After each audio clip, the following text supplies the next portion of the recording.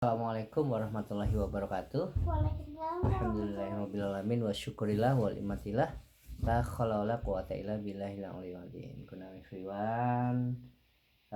See you. Orang ngerti bahasa. Ya, in cerita menjelang tidur CMT.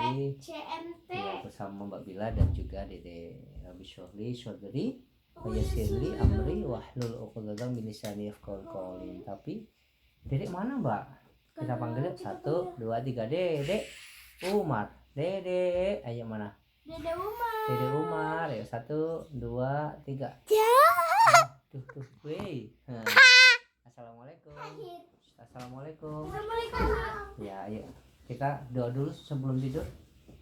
Bismillahumma ahyana wa bismika amut. Alhamdulillah. Kita sebelum itu baca dulu surat Qul huwallahu ahad. Terikul. Bismillahirrahmanirrahim. Qul huwallahu ahad. Allahus samad. Lam yalid wa lam yulad wa lam yakul lahu kufuwan ahad. Bismillahirrahmanirrahim. Qul a'udzu birabbil falaq min syarri ma khalaq wa min syarri ghasikin idza waqab wa min syarrin nafasati fil 'uqad wa min syarri hasidin idza hasad. Bismillahirrahmanirrahim. Qul a'udzu birabbin nas malikin nas ilahin nas min syarril waswasil khannas alladzi yuwaswisu fi sudurin nas minal jinnati wan nas. Bismillahirrahmanirrahim. Allahu la ilaha illa huwal hayyul qayyum la ta'khudhuhu sinatun wa la nawm lahu ma fis samawati wa ma fil ardh man dalladzi yashfa'u indahu illa bi'idzni ya'lamu ma baina aydihim wa ma khalfahum wa la yuhiduna bi syai'in min ilmihi illa bima syaa wasi'a kursiyyuhu samawati wal ardh wa la ya'uduhu hifdzuhuma wa huwal 'aliyyul 'azim. Alhamdulillah. Udah siap, Dede? Siap, oke. Alhamdulillahirrahmanirrahim. Ayah akan lanjutkan. Kemarin part 1 membahas bagaimana dengan Al-Jabbar. Al-Jabbar ya Allah yang maha pemaksa, maha memperbaiki dan memulihkan keadaan. Kalau di Bandung ada masjid Al-Jabbar yang sangat ramai sekali. Oke, udah mulai. Ya, kita akan tetap sama membahas Asmaul Husna, buku karya Agim Abdullah Gim Nasjatba. Itu ditulis sama Agim atau iya, tulis sama Agim. Hah? Udah yuk ya. Oke, yang keempat. Jadi ayah akan membahas kemarin udah 1, 2, dan 3. Di antaranya adalah bagaimana Al-Jabbar, bagaimana bersegeralah bangkit karena ada Al-Jabbar yang selalu menolong. Jika demikian, apa yang layak kita lakukan? Yaitu yang pertama adalah ridho, kita udah bahas. Bagaimana jangan mempersulit diri, dan yang ketiga adalah evaluasi diri. Kita akan bahas bagaimana yang keempat adalah Allah lah satu-satunya penolong. Adik agak sana, boleh? Adik geser agak sana, boleh? Adik agak sana. Udah, yuk. Mode tidur yuk, mode tidur. Sesungguhnya. Ya, nyalain. Klik. Allah satu-satunya penolong. Allah lah satu-satunya penolong. Sesungguhnya tidak akan terjadi sesuatu kecuali dengan izin Allah Subhanahu wa ta'ala, baik berupa musibah maupun nikmat. Walaupun bergabung jin dan manusia seluruhnya untuk mencelakakan kita, demi Allah tidak akan jatuh satu helai rambut pun tanpa seizinnya. Begitupun sebaliknya, walaupun bergabung jin dan manusia menjanjikan akan menolong atau memberi sesuatu, tidak akan pernah akan datang 1 sen pun tanpa izin darinya. Mati-matian kita ikhtiar dan meminta bantuan siapapun, Tanpa izinnya tak akan pernah terjadi yang kita harapkan.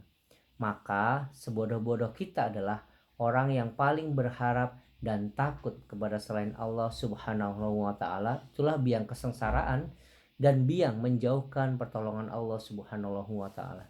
Ketahuilah, makhluk itu la haula wala quwata illa billahil aliyyil azim. Tiada daya dan tiada upaya kecuali pertolongan Allah yang maha agung. Asal kita hanyalah dari setetes sperma, ujungnya jadi bangkai. Kemana-mana membawa kotoran. Apa membawa kotoran? Di perut kita membawa kotoran. Allah menjanjikan dalam surah At-Talaq ayat 2-3, siapa yang bersungguh-sungguh mendekati Allah, bertakwa, niscaya Dia akan mengadakan baginya jalan keluar bagi setiap urusannya dan akan diberi rizki dari tempat yang tidak disangka-sangka. Dan siapa bertawakal kepada Allah, niscaya akan dicukupi segala kebutuhannya. Amin. Mbak, jika kita menyadari dan meyakininya, kita memiliki bekal yang sangat kukuh untuk mengarungi hidup ini. Tidak pernah gentar menghadapi persoalan apapun, karena sesungguhnya yang paling mengetahui struktur masalah kita berikut segala jalan keluar terbaik hanyalah Allah.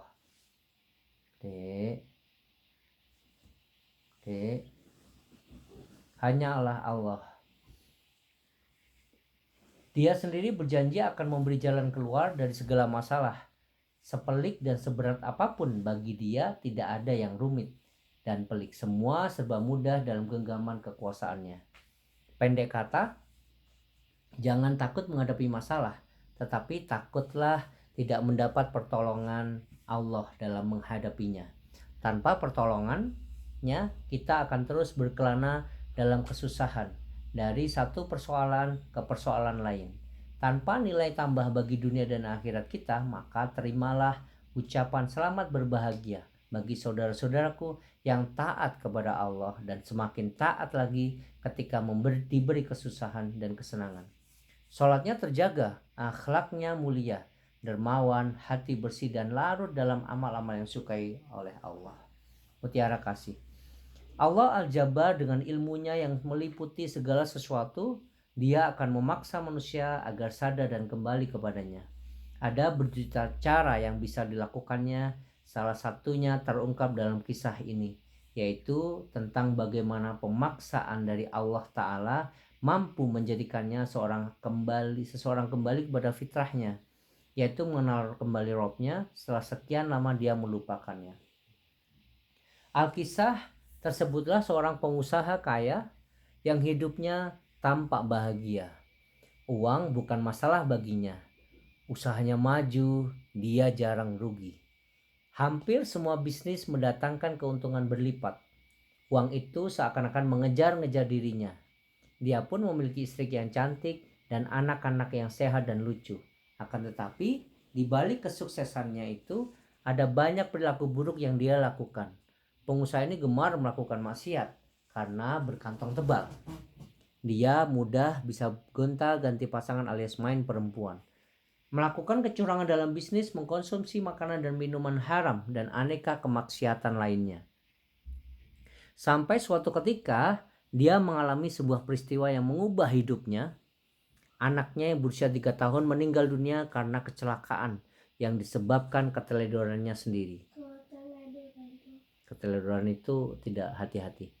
Peristiwa itu membawa perubahan dalam dirinya. Dia bertaubat dan bertekad untuk meninggalkan kebiasaan-kebiasaan buruk yang biasa dia lakukan. Dia pun mulai belajar melakukan sholat, pergi ke masjid, melaksanakan puasa Ramadan, dan sebagainya. Di tengah upaya perbaikan diri itulah, krisis moneter yang menghantam tahun 1998 telah membawa perubahan drastis dalam bisnisnya. Perlahan tapi pasti dia mengalami kebangkrutan. Saat satu persatu perusahaan miliknya gulung tikar dan berpindah tangan, untungnya membengkak sehingga sehingga tabungan dan depositonya di bank serta properti dan kendaraannya habis untuk menutupi utang-utangnya. Jika sebelumnya kata gagal dan rugi seakan menjauh darinya, Sekarang kedua kata itu seakan lekat dengannya. Jika sebelumnya gelimang rupiah demikian mudah dia dapatkan, sekarang uang recehan pun seakan enggan mendekat padanya. Telah berulang kali dia mencoba bangkit, merintis kembali bisnisnya, akan tetapi berulang kali pun dia gagal. Tumpukan emosi negatif seakan tumpah ruah di otaknya. Dalam kesulitan hidup yang menghimpit tersebut, dia mempertanyakan keadaan Tuhan. Saat tenggelam dalam kemaksiatan, dia begitu mudahnya rezeki didapat. Tetapi setelah meninggalkan maksiat, rezeki pun ikut meninggalkan dirinya. Apakah ada yang salah? Kemana doa-doa yang selama ini dia panjatkan? Apakah Tuhan tidak mendengar atau tidak sudi mengabulkan doanya? Bukankah Tuhan itu Maha Pengasih dan Penyayang, serta akan mengabulkan doa-doa dari setiap hambanya? Begitu keluhnya. Memang di tengah kesulitan itu kuantitas ibadah semakin berlipat-lipat. Namun itu semua seakan belum cukup untuk mengembalikannya pada kehidupan normal. Berkali-kali dia mendatangi ustadz dan kiai untuk minta doa dan nasihat agar diberi doa atau amalan tertentu. Dia akan melaksanakannya dengan sungguh-sungguh, namun lagi-lagi semuanya berakhir dengan kekecewaan. Dia pun mulai meragukan para kiai dan ustadz tersebut yang katanya hanya pandai berteori. Mana buktinya? Diambang keputusasaan, pertolongan Allah pun datang melalui salah seorang kenalannya. Dia adalah seorang dosen agama di salah satu perguruan tinggi ternama. Dosen itu tidak membawakan dia uang, menawarkan kerjasama bisnis atau hal lain yang bersifat materi. Namun dia membawakan nasihat yang mampu mengubah cara berpikir mantan pengusaha kaya ini. Tidak banyak dalil yang dia ungkapkan. Dia hanya memberikan analogi dan berlambang saja. Katanya, seseorang tidak bisa mengisi botol penuh kecap dengan air putih sebelum kecapnya dibuang terlebih dahulu. Kecap kan hitam. Baru setelah itu kita bisa memasukkan air putih. Itu pun masih ada sisa-sisa kecap yang belum terbuang sehingga air yang dimasukkan masih akan bercampur dengan warna hitam. Air itu harus dibuang lagi sehingga botol benar-benar bersih dari kecap. Baru setelah itu air yang kita masukkan benar-benar bening karena tidak tercampur lagi dengan kecap. Kecap itu dapat diibaratkan dengan harta yang kita miliki, dan air putih itu adalah doa dan amal ibadah yang kita lakukan. Antara maksiat dan kebaikan tidak akan mungkin bisa bersatu. Oleh karena itu, ketika seseorang ingin mensucikan dirinya, semua kotoran yang ada dalam diri dan harta harus dibuang dan dibersihkan, dipaksa. Ada banyak skenario Allah untuk membersihkan harta seseorang yang menjadikan harta kotor yang dimilikinya benar-benar terkuras habis. Mungkin dibangkrutkan usahanya, kena tipu dan sebagainya. Andai pun semuanya sudah terkuras, boleh jadi masih ada kotoran yang masih tersisa dalam diri dan harta kita. Allah Ta'ala akan membersihkannya dengan penyakit, mungkin musibah atau lainnya, sembari dia menahan rizki dari orang itu. Nah, ketika kita sudah benar-benar bersih, Zat yang Maha Kuasa akan membukakan jalan rizki yang halal kepadanya. Yang jadi masalah, apakah kita mau bersabar atau kita tidak dalam proses pembersihan itu? Tandanya besar.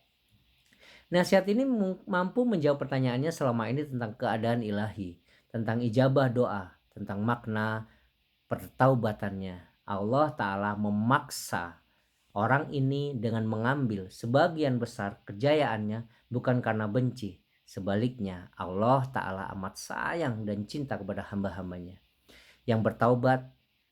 Sebab bagaimana mungkin mengisi nasi dan sup yang lezat ke dalam mangkuk yang belepotan dengan kotoran? Tentu sangat bijak jika mangkuk itu dibersihkan terlebih dahulu. Begitu pula qada Allah. Sebelum menuangkan limpahan rahmat dan ampunannya, dia akan bersihkan orang tersebut dari jelaga kemaksiatan yang masih hinggap dalam diri dan hartanya. Beberapa tahun berlalu, mantan penguasa kaya ini sudah berada kembali jalur kesuksesan bisnisnya. walau belum sesukses dahulu. Akan tetapi tanda-tanda ke arah itu sudah mulai terlihat di hadapannya. Ibaratnya dia tengah mengisi botol nasibnya dengan air putih keberhasilan setelah dia menumpahkan hitamnya air kemaksiatan. Wallahu a'lam bishawab. Tips meneladani Al-Jabbar. Semoga dapat dapat kisah, dapat hikmah dari kisah tadi. Jauhi sikap memaksakan kehendak kepada orang lain. Sesungguhnya orang yang senang memaksakan kehendak, harga dirinya akan jatuh, hilang wibawanya, dan tidak disukai orang-orang di sekitarnya. Dia pun akan tampak kecil di hadapan Allah Al-Jabbar, sebab tiada yang layak memaksakan kehendak selain Dia, Allah Subhanahu wa Ta'ala. Jangan berputus asa. Seburuk dan serusak apapun keadaan kita, ada Allah Al-Jabbar yang akan menolong kita menampaki jalan perbaikan. Mohonlah kepada Allah agar Dia berkenan memperbaiki cacat dan menutupi aneka kekurangan kita. Jangan lelah dan bosan untuk memperbaiki diri, bertaubat, menundukkan hawa nafsu, dan menguasai diri untuk kemudian mengarahkannya menuju Allah Subhanahu wa Ta'ala. Bersabarlah kala cobaan datang menimpa, tetaplah berbaik sangka kepadanya, sebab apapun musibah yang Dia hadirkan untuk kita, semua adalah sarana pendewasaan dan penyucian diri yang akan menjadikan kita manusia yang sangat berkualitas. Mutiara doa. Ya Allah, baikkanlah kesudahan segenap usaha kami dan jauhkanlah dari kemampuan dan kehinaan di dunia dan siksa di akhirat.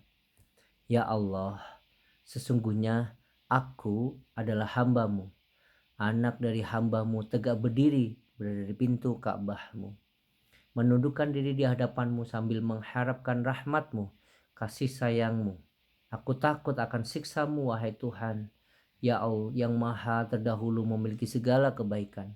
Ya Allah, aku mohon kepadamu agar Engkau tinggikan namaku, hapuskan dosaku, perbaiki segala urusanku, bersihkan hatiku, berilah cahaya kelak dalam kuburku, berilah ampunan dosaku, dan aku mohon kepadamu martabat yang tinggi di dalam surga. Percikan hikmah dari Al-Jabbar, seandainya manusia mengetahui bahwa nikmat Allah yang ada dalam musibah itu tidak lain seperti halnya nikmat Allah yang ada dalam kesenangan, niscaya hati dan lisannya akan sibuk untuk mensyukurinya. Ibnu Qayyim Al-Jauziyah, Syifaul Alim. Sadaqallahul azim. Subhanakallahumma wa bihamdika asyhadu an la ilaha illa anta astaghfiruka wa atubu ilaik. Alhamdulillahirabbil alamin. This is the end of part Al-Jabbar from Asmaul Husna, the book of Abdul Hakim Astial. I hope all of you enjoy, all of you can